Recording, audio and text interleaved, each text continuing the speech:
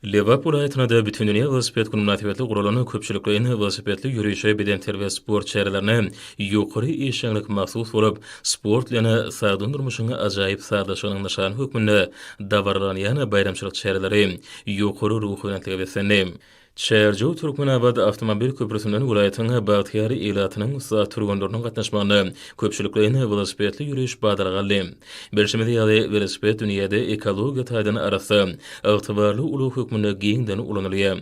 Velosiped sporty halkymyzyň beden saglygyny berkitmekde, jemgyýetimizde sagdyn durmuş ýörelgelerini wagt etmekde möhüm ähmiýete eýdir.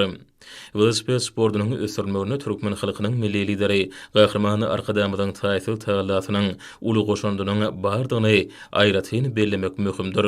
Velosipedli ýürüşe gatnaşyjylary bayramçylyk ýürüşinde dowam edip vilayet merkezindäki türkmeniň aýy binasynyň ýanyndan geçdiler.